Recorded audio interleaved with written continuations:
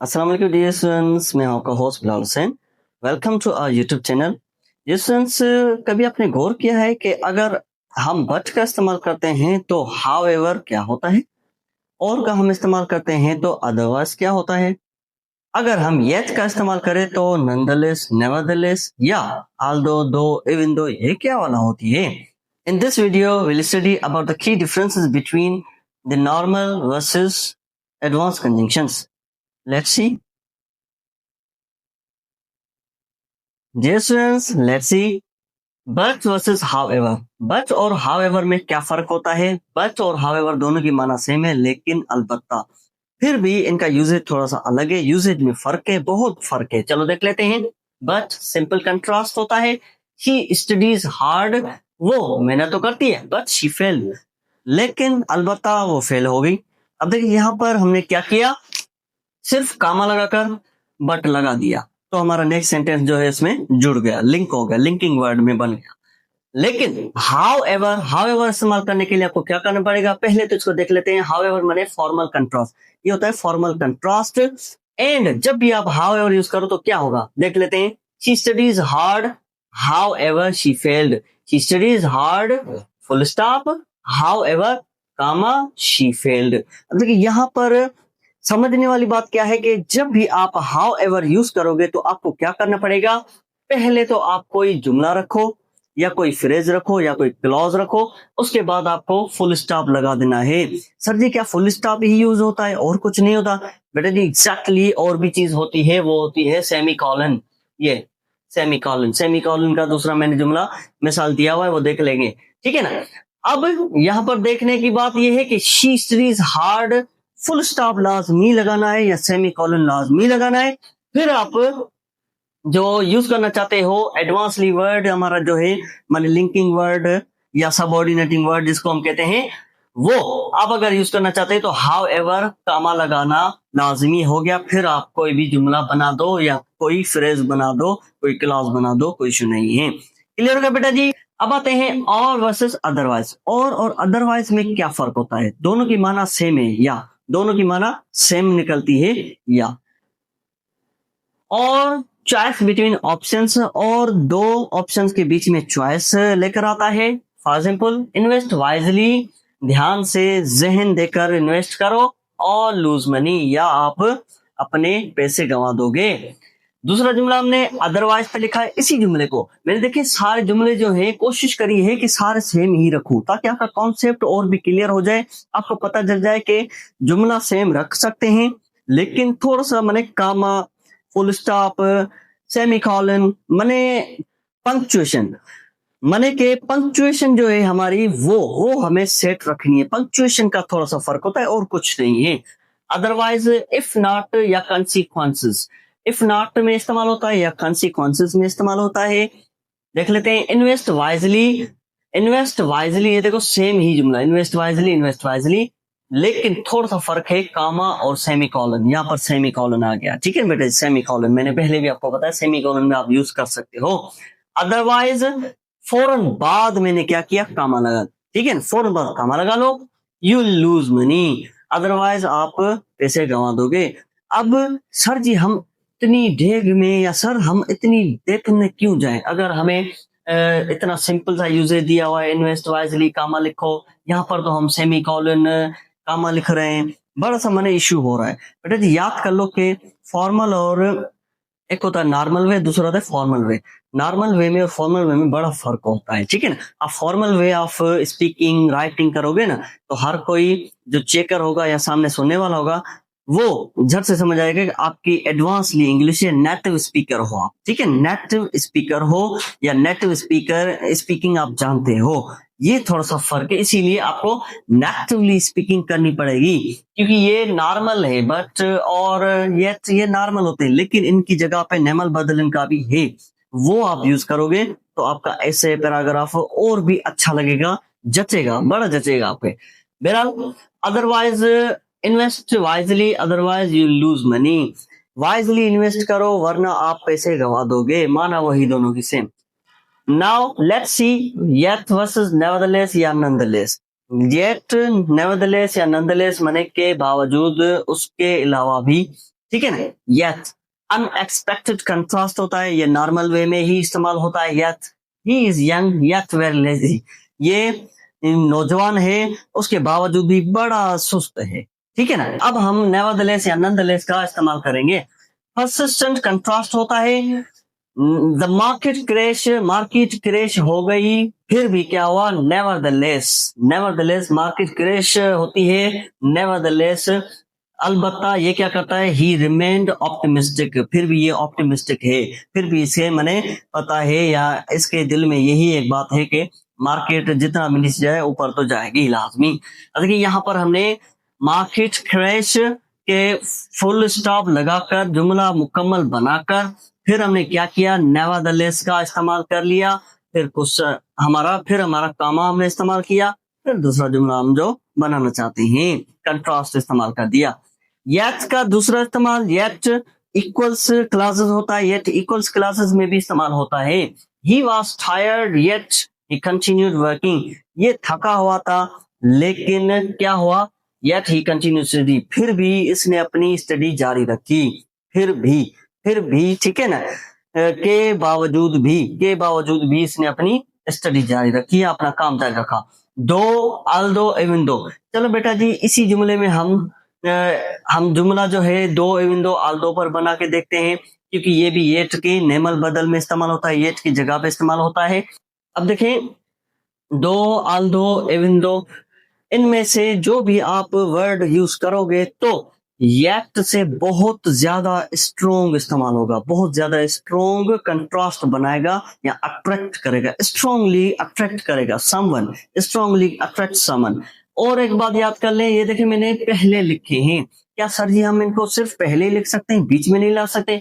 बेटा जी obviously you can do it, आप कर सकते हो, आप बीच में भी लिख सकते हो जैसे हमने दूसरे लिखे हैं। इसको मैंने अलग से लिखने का यही तरीका, यही वजह थी ताकि आपको पता चल जाए कि हम इनको पहले भी लिख सकते हैं कंट्रास्ट वर्ड्स को या लिंकिंग वर्ड्स को, ठीक है ना। दो आल्दो इवन दो, ये क्या है, डिपेंडेंट होते हैं क्लॉज या स्ट्रॉन्ग एम्फेसाइज करते हैं। Even though the market crash, अलबत्ता मार्केट क्रैश है, फिर भी क्या कर रहा है, ही केप्ट इन्वेस्टिंग, ये इन्वेस्टिंग करता जा रहा था, ठीक है। मार्केट क्रैश होने के बावजूद भी ये इन्वेस्ट करता जा रहा था। क्लियर हो गया बेटा जी स्टूडेंट्स। अब आपको पता चल गया कि बट की जगह पे हम हाउ एवर कैसे यूज करेंगे, और की जगह पे हम अदरवाइज कैसे यूज करेंगे, येट की जगह पे हम नेवरदलेस नॉनदलेस कैसे यूज करेंगे, और येट का दूसरा इस्तेमाल दो आल्दो इवन दो कैसे इस्तेमाल करेंगे। बेटा जी one thing you should remember that इनके नाम है अपने, इनके अपने नाम होते हैं, एक होता है ऑर्डिनेटिंग कंजंक्शन, दूसरा होता है सबऑर्डिनेटिंग या एडवर्बल, ठीक है ना। कोऑर्डिनेटिंग के लिए आप बट का इस्तेमाल करोगे और इस्तेमाल करोगे येट इस्तेमाल करोगे, येट बट और इनको हम बोलते हैं कोऑर्डिनेटिंग कंजंक्शंस।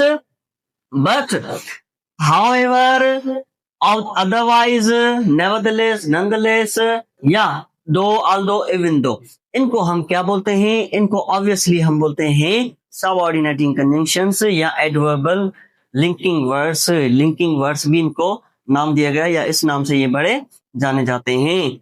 और एक बात याद कर लें कि जब भी आप बट और येट इस्तेमाल करो तो एक जुमला बनाओ, फिर कामा लगाकर येट बट और इनमें से कोई यूज करके फिर आप दूसरा जुमला स्टार्ट कर दो, कोई इश्यू नहीं है। लेकिन अलबत्ता आपको हाउएवर अदरवाइज नेवरदलेस नॉनदलेस मैंने एडवांसली यूज करना है, स्ट्रॉन्ग एम्फेसाइज दिखाना है किसी को, तो आप क्या करोगे, आप एक सेंटेंस बनाओ, सेंटेंस, ठीक है ना। इसका स्ट्रक्चर क्या है, सेंटेंस प्लस सेंटेंस जैसे मुकम्मल बन गया, उसके बाद आप क्या करोगे, लिंकिंग वर्ड्स करो, ठीक है ना, लिंकिंग वर्ड्स करो, फिर आप क्या करोगे, दोबारा सेंटेंस बनाओगे, लिंकिंग वर्ड्स के बाद कामा लगाकर फिर सेंटेंस आप बनाओगे, ठीक है ना। ये होता है इसका फॉर्मल वे ऑफ राइटिंग, बिल्कुल करेक्ट। ये आप इसको यूज कैसे कर सकते हैं, इस वजह से सेंटेंस लिंकिंग वर्ड फिर सेंटेंस आप लिख सकते हो। अगर सर जी हम सेंटेंस लिंकिंग वर्ड से ना करें तो आप क्या करोगे, सेंटेंस लिखो, सेंटेंस को खत्म ना करो, सेमीकोलन दो, सेमीकोलन देकर फिर आप कोई ना कोई लिंकिंग वर्ड लिखकर फिर कामा लगाकर फिर सेंटेंस लिख लो, ये भी इसका नेवल बदल है। क्लियर है बेटा जी? अब आपको पता चल गया डिस्टेंस। चलो एक इस पर पैसेज बना के देखते हैं। मैंने यहाँ पे लिखा है बट और येट। बट और येट पे एक मैंने पैसेज लिखा है, चलो देख लेते हैं। I want to go outside, मैं बाहर जाना चाहता था, बट इट स्टार्टेड रेनिंग, लेकिन क्या हो गया, बारिश हो गई। शी वॉन द मैच, उसने मैच भी जीत ली, बट शी इज नर्वस, फिर भी ये नर्वस है, लेकिन ये नर्वस है। शी इज स्ट्रॉन्ग, वो स्ट्रॉन्ग है, yet she is very talented, उसके अलावा ये टैलेंटेड भी है। वो स्ट्रॉन्ग तो है, इसके अलावा वो टैलेंटेड भी है। He is poor, yet he is very happy, ये गरीब तो है, अलबत्ता ये फिर भी क्या है, खुश है। गरीब है लेकिन फिर भी ये खुश है। यू कैन वॉक, आप वॉक कर सकते हो, और टेक अ बस टू स्कूल, या आप बस के जरिए स्कूल जाओ। आप वॉक करके या बस के जरिए स्कूल जाओ। They should read the lesson, उनको लेसन रीड करना चाहिए, और राइट इट डाउन, या लिखना चाहिए। उनको लेसन, उनको they should read the lesson, को लेसन रीड करना चाहिए या उनको लिखना चाहिए। ये था एक छोटा सा पैसेज, जिसमें अब देखें समझने की बात क्या है कि जब भी मैं बट और येट लगा रहा हूं तो मैं क्वेश्चन इसका कामा का यूज कर रहा हूं। कामा का यूजेज लाजमी हो रहा है। जहां पर भी मैं बट येट और का यूज कर रहा हूं तो आप देखेंगे यहाँ पर मैं कामा का इस्तेमाल लाजमी कर रहा हूं। बताने की बात यह है कि आपको कामा लाजमी यूज करना है। कामा, ठीक है ना, कामा लाजमी आएगी। You have to use comma before use them, इनको यूज करने से पहले या इनको लिखने से पहले आपको कामा लाजमी लिखनी है। इज दैट क्लियर बेटा? नेक्स्ट हमारा अब है हाउएवर, अदरवाइज, अल्दो, दो, इवन दो, जिनको हम क्या कहते हैं, इनको कहते हैं कोऑर्डिनेटिंग। ये जो हमारे बट और ये तो coordinating,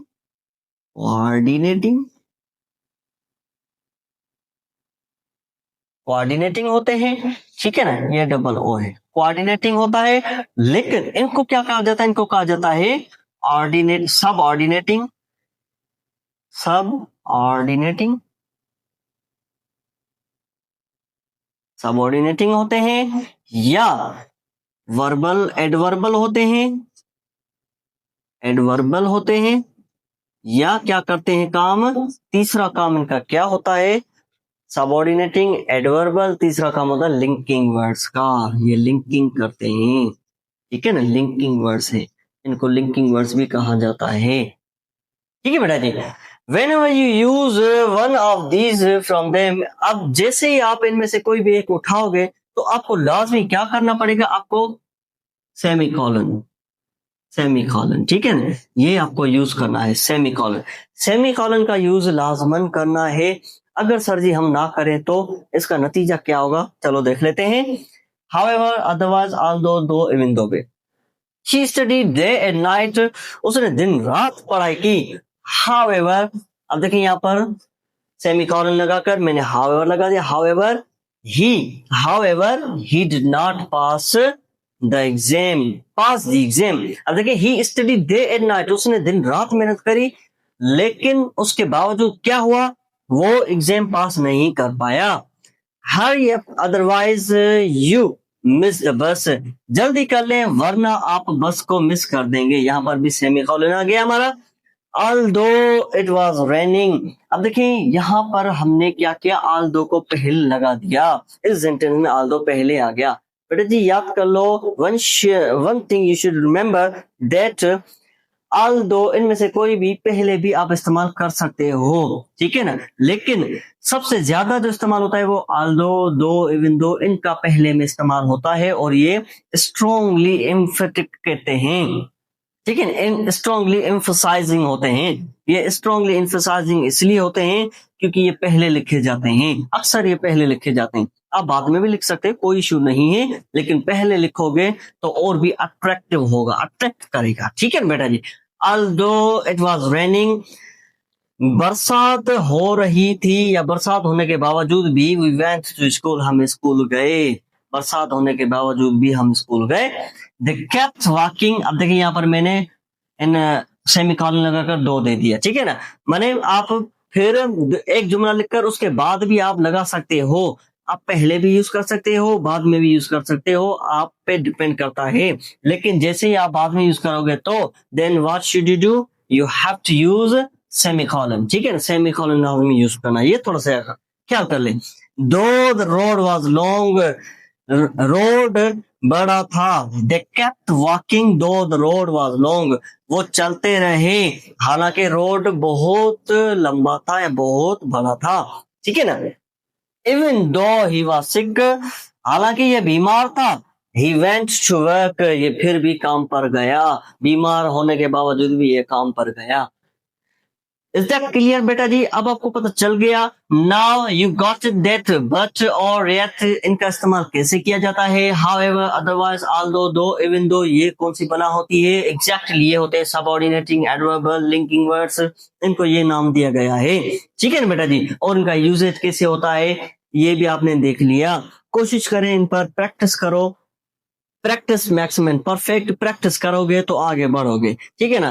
the first day of our lecture, हमारा पहले दिन से ही, लेक्चर के पहले दिन से ही हमारा वही स्लोगन है, प्रैक्टिस मैक्सिमम परफेक्ट। प्रैक्टिस करते रहो, आगे बढ़ते रहो। वीडियो को लाइक शेयर लाजमी करना ताकि हेल्पफुल कंटेंट्स और तक भी हमें पहुंचाने हैं। अगर आप हमारे यूट्यूब चैनल नए हैं तो चैनल को सब्सक्राइब कर लें ताकि इन हेल्पफुल चीजों से आप महरूम ना रह जाएं। Thank you so much for watching मी। मिलते हैं नेक्स्ट वीडियो में, तब तक के लिए अपना और अपने माँ बाप का ढेर सारा ख्याल रखिएगा। अल्लाह हाफिज।